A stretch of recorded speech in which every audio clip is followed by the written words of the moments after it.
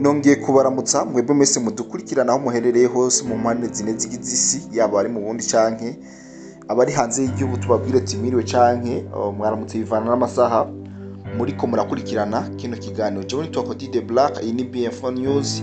Karibu kandi ku makuru agezweho ku mirongo y'urugamba. Mubona yuko ibintu bitoroshe na bukebuke, ibintu bikomeza kuyangara canke kuzamba mu bice bigiye bitandukanye mu buseruko bw'igihugu ca Kongo, ndetse turaza kwibanda cyane ku buseruko bwa Kongo muri ano makuru yacu, ndetse tunibande ku bibazo bikomakomeye biriko birugariza igihugu cy'u Rwanda. Si ivyo gusa, hari amakuru ariko aravugwa ko igihugu cy'u Burundi nayo novuga yuko adasanzwe. Ayo yose turaza kuyakoraniriza mu kino kiganiro, tubabwire ukungena ibintu vyifashe. Turaza kurabira hamwe imibereho mibi canke ubuzima bubi igisirikare cy'u Rwanda RDF M23 babayemo hariya muri territoire ya Fizi. Ni nyuma y'imisi itari mike imigwano idasanzwe iriko irabahuza na coalition ya FARDC ikomeza kuba kandi mu buryo budasanzwe. Turaza kurabira hamwe ingabo zigera ku bihumbi 4 bivugwa yuko zamaze gushika mu Minembe kugira ngo zitegure zize gutera igihugu cy'u Rwanda nk'uko amakuru yacu agenda bivuga. Abenshi baravuga yuko zoba ari ingabo zirongowe n'abagabo babiri b'abanyarwanda, umwe ari Jarike Habyarimana, umwana wahoze ari perezida w'igihugu cy'u Rwanda gushika mu 1993 jenoside ibaye, ubundi nawe ari Kayumba Nyamwasa yahoze ari chef d'état major mu nkotanyi mu gihugu cy'u Rwanda, ariko baza kugira ivyo batahuriza ko uno Kayumba Nyamwasa arahunga ariruka. Muri ano makuru ikaze ni karibu, tuza kubabwira byinshi n'ubuce FARDC yagiye irigarurira ahagiye hatandukanye nk'uko amakuru twamaze kuba tuyegeranya. Hari ubuce bwinshi FARDC yigaruriye biciye mu migwano, ndetse tubabwire n'ubuce bwashoboye kurekwa cyangwa kusigwa n'izi nyeshamba z'igihugu cy'u Rwanda mu gihe bahavuye atamigwano yigeze iba muri buno buce. Ikaze ni karibu, uduhe ino minota mike cyane urabe kino kiganiro mpaka ukimare. Ufyonze subscribe biradufasha cyane, ndetse na like ndazi ko mwamaze kubikora kuko mumaze kutwereka urukundo rudasanzwe mu gihe gito cyane dutanguye dukoresha runo rubuga rwa BM4 News. Twarabibonye mu kiringo cy'ukwezi gusa tumaze kuzuza abantu barenga ibihumbi 7. Murumva yuko ari urukundo rudasanzwe muriko muratwereka. Ubuvuzi kama Good Life ikorana na AGEVO mu Burundi irabahaye ikaze mu ivuza indwara zitandukanye kandi zibabaje, harimo amibe, estoma, umugongo, prostate, amaso, ishano, diabete n'ibindi byinshi. Dusange Centre Ville, Boulevard de l'Icona, numero 5, urenganye gato ikiraro, mu Kanyosha kujya gatanu hampande y'isoko, no mu Gatumba ku ipoto ya 34, canke mutwakure kuri 67 95 46 56 canke 62 98 83 41. Hamwe na Good Life twitwararika amagara yanyu nka yacu. Uno munsi ni igenekerezo rya 6 ukwezi no kwa kane uno mwaka turimwo w'ibihumbi 2026. Ino tariki yo ku gatandatu ukwezi kwa kane ni tariki idasanzwe ku buzima bw'abarundi ndetse no ku buzima bw'abanyarwanda benshi. Ndazi yuko nk'umutamwa bitegereye canke muba mutavyibuka, ino tariki niho hakorwa indege yari irimo abaperezida babiri, perezida w'igihugu cy'u Rwanda ndetse na perezida w'igihugu cy'u Burundi Cyprien Ntaryamira n'uyu Juvenal Habyarimana kuva mu gihugu cy'u Rwanda. Yari ni tariki y'uno munsi y'igenekerezo ya 6 kwezi kwa kane niho iyi ndege yakorogwa, hari mu 94. Abenshi murabizi ino ndege imaze gukorogwa ivyaciye bikurikira. Mwino misi igihugu cy'u Rwanda kigiye gutangura icunamo cyo kwibuka jenoside yakorewe abatutsi mu Rwanda mu mwaka w'1994. Ni nayo mpamvu muri ino misi tugiye kubagwiriza ibiganiro bivuga ku bijanye na jenoside. Eske jenoside niyo canke siyo, nyamba yarabaye, vyagenze gute, ni bande bayiteguye, vyari bimeze gute muri rusange. Niyo mpamvu no munsi nza guhiga abo novuga yuko badukuriye cyane canke aba expert mu bijanye n'umutekano w'akarere bazi vyinshi. Rero ino tariki mumve ko ari itariki idasanzwe ku buzima bw'abarundi ndetse n'abanyarwanda. Turaza kugira ico tubiyaze ko ndaza guhiga umu invité yari asanzwe hari muri iyo myaka kugira ngo dushobore kuhayaga ibigiye bitandukanye nk'uko namaze kuba ndabibemerera. So muri no misi mutwihanganire cyane, turiko turabaha amakuru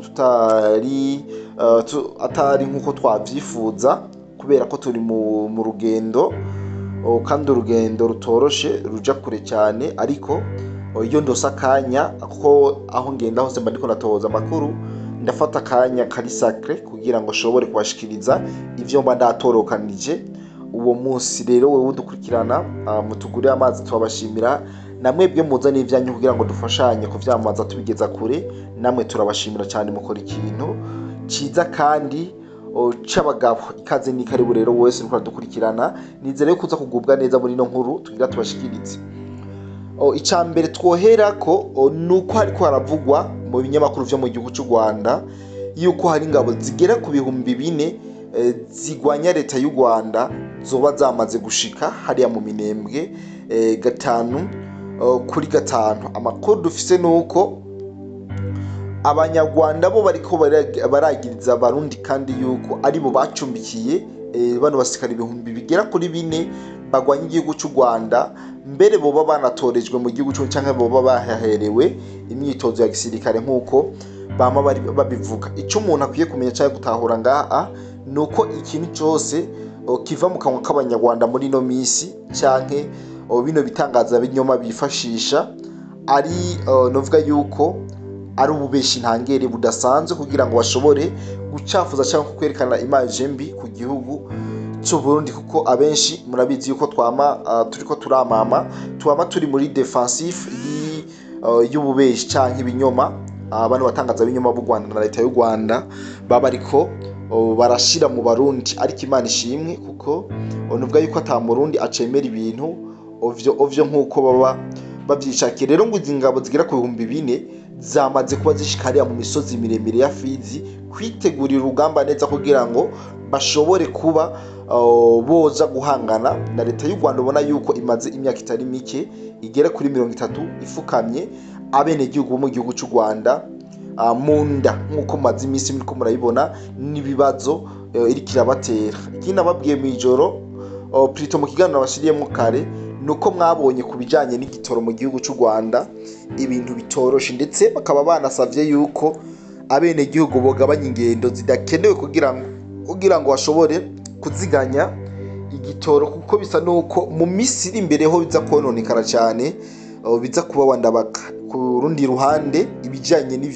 n'ibifungurwa byarazimvye ku rugero rudasanzwe mutokwibaza, ndetse byanateye ubwoba abanyarwanda batari bake inyuma y'izamurwa rya mitiweli bari basanzwe bivuriza ko ibi byose tubitegura ikiganiro gikwiye turi synergie kugira ngo dushobore kubabwira vyinshi mutagiye muramenya. Rero mwumve yuko igikundi nico riko ndababwira, izi ngabo zigera ku 4,000 bivuga yuko zigiye gutera igihugu cy'u Rwanda, nta wamenye yuko ari byo canke atari byo, ariko reka turindire. Mugaka kantu ko guca kubagize ingabo z'ubundi ngo nizo zabahaye imyitozo, sinibaza yuko mu Burundi bafise ibibanza byo guformeramo ikiro bishanka ibibanza kiloberi cyo bamwo, ariko reka tubitega amaso kumbure tuzogenda turamenya bukebuke uko ibintu vyifashe bukebuke atakibazo na kimwe. Nkuko natangwe ndababwira, ingabo zidasanzwe za FARDC zaraye zigaruriye Muramvya atakibazo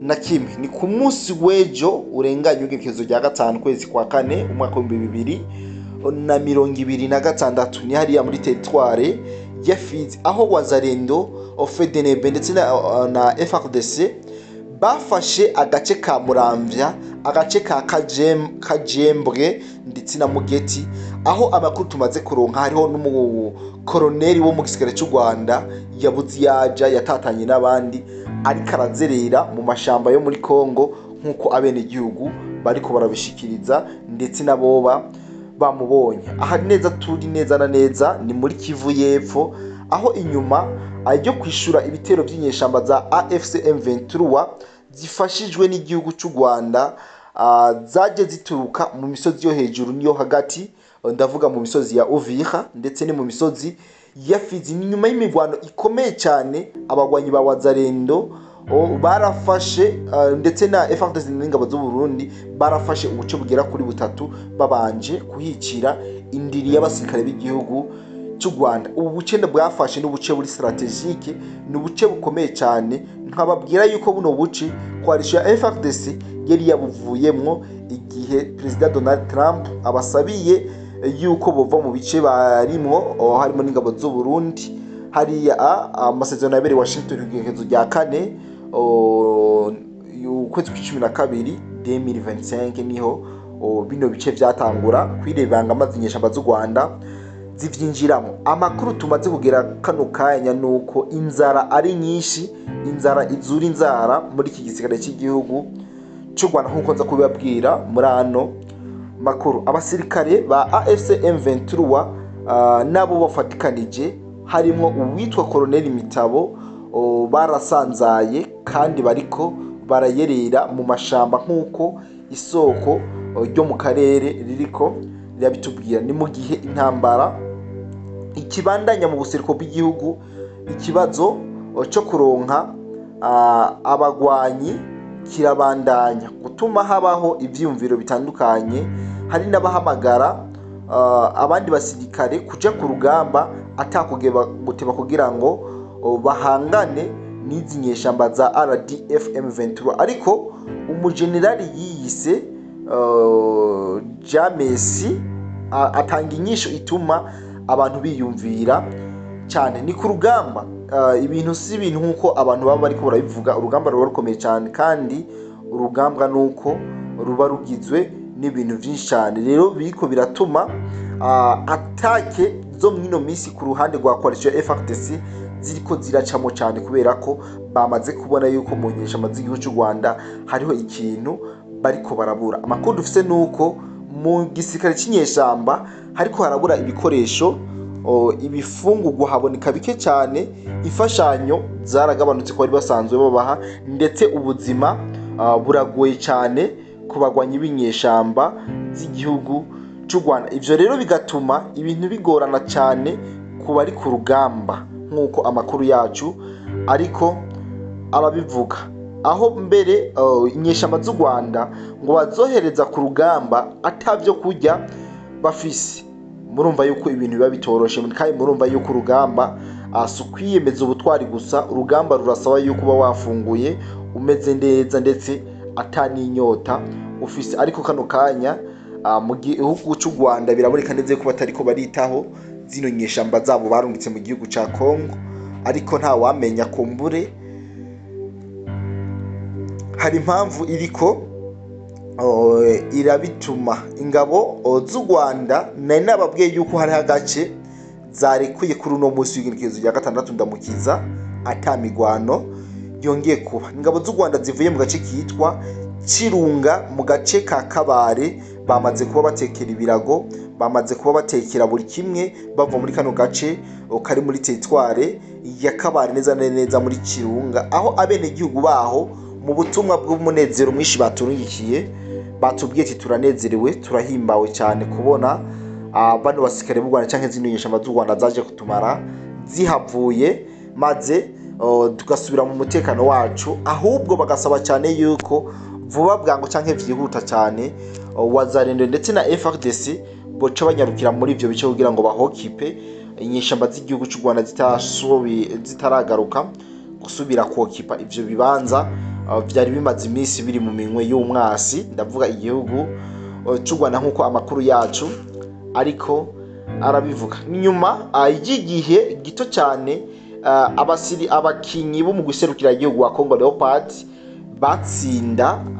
bagatsinda kuja mu gikombe c'isi cyangwa bakaronka qualification yo kuja gukina mondiale y'umwaka wa 2026, aho President Felix Antoine Tshisekedi Chilombo yaciye atanga agashimwe kuri mukinyi wese ndetse muri staff yose, aho yaciye afata abaha amamodoka meza mu bwoko bw'amajipe ndetse abaha n'amazu yo kubamwo n'amafaranga abantu benshi batabashije kumenya igitigiri bikimera uko u Rwanda si ivyo gusa rwaciye rwitamwo nk'agatuku kita ngo mu nzoga bataganya nk'uko amakuru yacu abandanya abivuga, aho bo baciye batangura kuzana amapropaganda avuga yuko ngo abene igihugu bo muri Republika Iharanira Demokarasi ya Kongo ngo ntibishimira cyangwa ntibemeranya na Felix Antoine Tshisekedi ngo kuyobora manda igira gatatu, ngo hashingiwe kuba ngo ekipe yabo y'umupira w'amaguru yarabonye itike yo gutahanira cyangwa kwitabira igikombe cy'isi cy'umwaka w'2026. Nababwira yuko igihugu cy'u Rwanda cyo kiraje ushinga n'ubuzima bw'ibindi bihugu basanzwe bari kumwe mu karere, bameze nka babandi umubanyi wawe iyo babonye umubanyi ateka neza baca baza baramugirira jalousie bakaza baramwanka. Niyo comportement turiko turabona ku gihugu cy'u Rwanda nk'uko namwe muri ko murabandanya muvyibonera. Ku munsi w'ejo twarabashikirije inkuru y'indege y'ingwano y'u Rwanda yakubiswe neza na neza n'igisirikare cya FARDC ingabo z'u Burundi hariya mu Minembwe mu gace bitwa Rwimishahusu. Ibi bintu novuga yuko ari ibintu vyatera uhagarara cyane, ndetse vyanatumye u Rwanda rwongera kugira ibibazo ku byo rwari rufise, donc ibibazo biriyongera nk'uko mwagiye mubibona yuko muri no minsi atabwo borohewe na bukebwe. Rero ibintu biracakomeza kwiyongera, ibibazo biracaba byinshi ku ruhande rw'izinyeshamba z'igihugu cy'u Rwanda nk'uko amakuru yacu agenda abidushikiriza. Ayandi makuru dufite nuko u Rwanda n'abarufasha M23 RDF ntibashaka na bukebuke kuva mu bice bafashe, kiretse bashizwemo igitutu cy'inyuma mu bijanye na diplomasi politike canke mu vya gisirikare. Ibi bitangazwa Jean-Jacques Purusi Sadiki yavuze mu gihe yari kumwe na Patrick Muyaya mu kiganiro bariko bararamesha. Ni mu gihe uhari abiyumviriye ko ingabo za RDF M23 zifashijwe n'u Rwanda ziriko zirava mu bice zimaze gufata mu buseruko bwa Republika Iharanira Demokarasi ya Kongo kugira ngo bashigikirwe inyishu za diplomasi na politike. Ariko abana yavuga ati ukuri si uko. Uwo mugwi biciye ku buvugizi wawo Laurence Kanyuka uherutse kuvuga ko ari ukwimura abasirikare mu buryo busanzwe kandi bw'igenamigambi bagamije gukingira abasivile. Ni mu kiganiro n'abamenyesha makuru cyabaye kuwa kane igenekerezo rya 2 Ndamukiza uno mwaka turimwo w'2026. Jean-Jacques Purusi Sadiki umuyobozi w'intara ya Sud Kivu yavuze ko Kigali n'abayifasha ba AFC M23 batazova mu buseruko bwa Kongo kiretse bashizwemwo igitutu gikomeye cyo hanze, haba mu rwego rwa diplomasi, gisirikare canke politiki, kugira ngo barekure uturere bafashe. Yagize ati birakenewe kuvuga neza ko leta y'u Rwanda n'abayifasha ba M23 badashaka kuhava, nk'uko muri mwagiye murayibona mu biganiro cyangwa muri icyo kiganiro yatangaje. Byaboneka neza yuko abivuganye ishavu ndetse n'uburakari, kubera ko inyeshamba z'u Rwanda zo zivuga yuko ziriko zirahava, kumbe ugasanga abo nyine bariko baravuguruzanya, bariko baratanga indimi zibiri zitandukanye. Murabizi umuvugizi w'izinyeshamba byo yatangaje, muce mwibuka n'ivyo ubutwara meri nawe yatangaje muri kijya gihe. Rero mwumve yuko ibintu bigikomera bikomera wa Ndabaga. Hari abatubaza ati ku mirongo y'urugamba eske pour le moment bimeze gute? Mes chers amis, sinobabwira ngo intambara zaragabanutse, ahubwo intambara bakomeza kubura amatekinike mashasha yo kugira ngo intambara zikomeze gukomera ukusumba uko vyari bimeze. Kurangiza kino kiganiro muhundire dusimbire cyane muri ino nkuru yo mukahisi, aho imyaka 32 irangiye uwahoze ari umukuru w'igihugu cy'u Burundi Cyprien Ntaryamira agandaguwe ari kumwe na mugenzi we w'igihugu cy'u Rwanda Juvenal Habyarimana, aho indege barimwo yakororewe ku kibuga cy'indege ca Kanombe ca Kanombe mu gihugu cy'u Rwanda kuwa gatandatu ndamukiza mu mwaka w'1994 aho bari bavuye Arusha mu gihugu ca Tanzania mu gihe Juvenal Habyarimana yarahejeje kwemera yuko bosangira ubutegetsi na FPR ikigwana ikiri mw'ijambo ry'iyimikwa ryiwe igihe mu mabanga yo kurongora igihugu. Cyprien Ntaryamira yipfuza gukomeza ubumwe mu Barundi no gushira imbere ico yise discipline mu bisata vyose by'igihugu.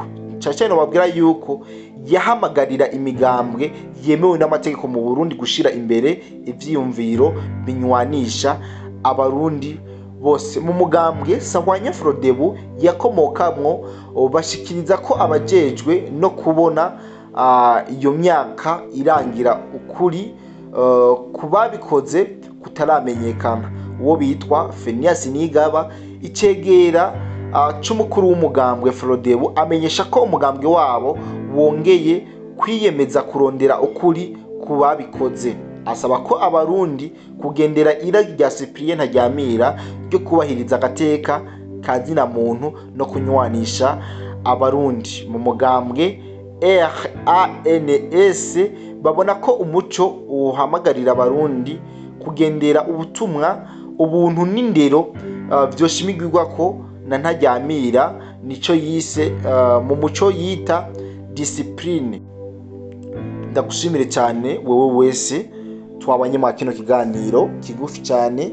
Ndibaza ko wamaze gufyonda subscribe kuko niyibereye ituma ibiganiro tubaha bigera kure kandi uhashoboka. Ndabashimira ndanabakingurukire kumbure Uwiteka Imana turaza gukomeza tubatohoreze uko ingene ibintu vyifashe nyene biriko biragenda kugira ngo mubandanye mugira ibihe vyiza, mubandanye muryoherwa n'imisi bikorwa narya tukiri mu vyiza vya Pasika. Uwiteka Imana akomeze kubareberera, akomeze kubaja imbere mu vyo mukora vyose maze mubone ikiganza cy'Uhoraho. Jewe nitwa Cody the Black. Iyi ni BM4 News. Bye bye.